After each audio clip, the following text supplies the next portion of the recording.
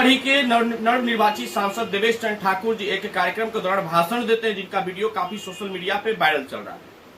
खैर, एक जनप्रतिनिधि का मैं इस बयान का निंदा करता हूं कि जनप्रतिनिधि का इस प्रकार का बयान नहीं देना चाहिए, लेकिन इनके बयान के बाद जिस प्रकार से बिहार में कुछ लोग हाय तौबा मचाए हुए हैं, सामाजिक एकता बिगाड़ने की आरोप देवेश चंद्र ठाकुर पे लगा रहे हैं, तो हमें लगा कि अब हमें भी बोलना चाहिए।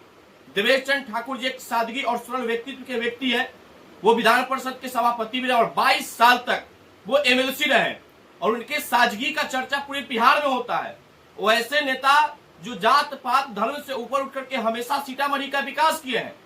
उन्होंने जो बयान दिए उस बयान को पूरा सुनना चाहिए लोगों को, लेकिन कुछ अनपढ़ जाहिल लोग इस बयान को सुनते नहीं है और अनपढ़ जाहिल की भाषा करने के लिए, वीडियो बनाने के लिए, व्यूज पाने के लिए फेसबुक पर चले आते हैं। तो लोगों को यह वीडियो सुनना चाहिए। उन्होंने कहा कि मुसलमान हमको वोट इसलिए नहीं दिए कि तीर के बटन के जैसे ही बटन दाबने जा रहे थे तो उनको मोदी का चेहरा दिख रहा था। तो इन्होंने इसलिए कहा क्योंकि उन्होंने अपने कार्यकाल में यादव, मुस्लिम या कुशवाहा जो भी समाज के लोग थे उनका उन्होंने विकास किया है। तो आप अपने प्रत्याशी के नाम पे आपको वोट देना चाहिए था। इनके कहने का मतलब ये था और इन्होंने साफ तौर पे कहा किसी का मैं व्यक्तिगत काम नहीं करूंगा, मैं सामाजिक काम करूंगा, चाहे वो मुसलमान है, यादव है, कुशवाहा है।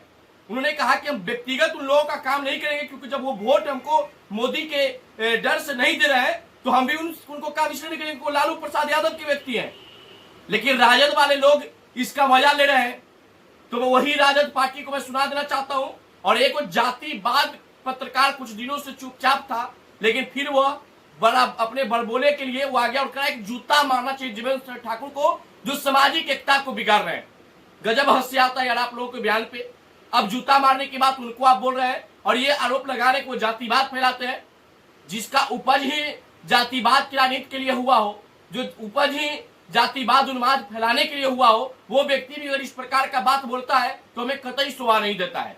1999 में जब सेनानी का नरसंहार हुआ था, उसमें बिहार के मौजूदा मुख्यमंत्री राबड़ी देवी थी। वो राबड़ी देवी भरी सदन में बोली थी कि सेनानी में मरने वाले से हमको कोई मतलब नहीं है क्योंकि वो हमारे वोटर नहीं है। क्या उस समय जात पात नहीं था? क्या एक मुख्यमंत्री के भाषा इस प्रकार का शोभा देता था? और वही लालू प्रसाद यादव के पार्टी राष्ट्रीय जनता दल के एक विधायक है यदुवंश प्रसाद जी, जिन्होंने कहा कि ब्राह्मण जितना भी है रूस का है, ब्राह्मण को बिहार से भगा देना चाहिए। क्या ये सही था? उसमें तुम्हारा जूता कहां चला गया था? राजद वाले लोग सिर्फ नफरत की राजनीति करके एक सादगी व्यक्तित्व के चरित्र पर सवाल खड़ा करते हैं। ये कतई शोभा नहीं देता है। आप भी वही किए हैं। आप किए तो राष्ट्रीय, मैं क्या तो करेक्टर डीला।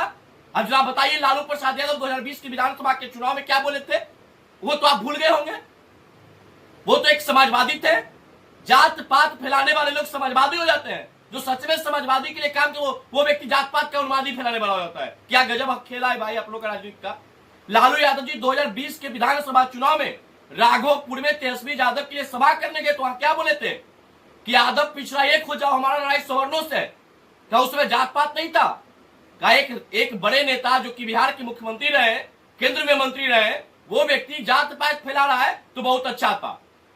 देवेश चंद्र ठाकुर की बातों का मैं समर्थन नहीं कर रहा हूं कि वो सही बात बोले हैं, लेकिन राष्ट्रीय जनता दल को इस पर बयान नहीं देना चाहिए क्योंकि आप भी वही किए हैं और आप कुछ ज्यादा किए। देवेश चंद्र ठाकुर एक बार बोले होंगे, लेकिन आप कुछ ज्यादा ही बोले थे। आप बुरा बल साफ करो की नारा दे रहे थे, वो सब बात आप भूल गए। आप किस सरकार में किस प्रकार से अत्याचार हुआ वो आप भूल गए। जूता मारो जाके उन लोगों को जिन्होंने इस बिहार में ब्राह्मणों को बिहार से भगाने की बात कहा था। मारो जूता उस व्यक्ति को जाकर जिस राज्य में बड़ा नरसंहार होता है उसको अपना वोटर मान के वहां परिवार से मिलने जाता है तुम्हारे जूते में, तब तो मार के दिखाओ।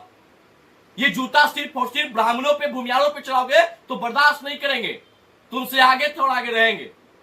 बाकी जिस प्रकार से नफरत की राजनीति राजद वाले करते हैं, इनसे आप बचिए क्योंकि आप भी वही किए हैं। और आपका मुख्यमंत्री से लेकर के विधायक तक के बड़बोले बयान देते हैं, हिंदुओं के खिलाफ अभद्र टिप्पणी करते हैं, उस समय आपकी बोलती कहां चली जाती है। बाकी देवेश चंद्र ठाकुर जी जो बात बोले हैं उस पूरी बात को सुनना चाहिए कि आखिर उस किस पीड़ा से बोले हैं। जो व्यक्ति जात पात से मतलब नहीं, धर्म से मतलब नहीं रखता है, वो व्यक्ति भी अगर इस प्रकार की बात बोल रहा है तो उनकी पूरी बातों को सुनना चाहिए और समझना चाहिए। बाकी मेरे वीडियो से आप कितना सहमत है कमेंट बॉक्स में बताइएगा। सभी को नमस्कार है। जय हिंद, जय भारत।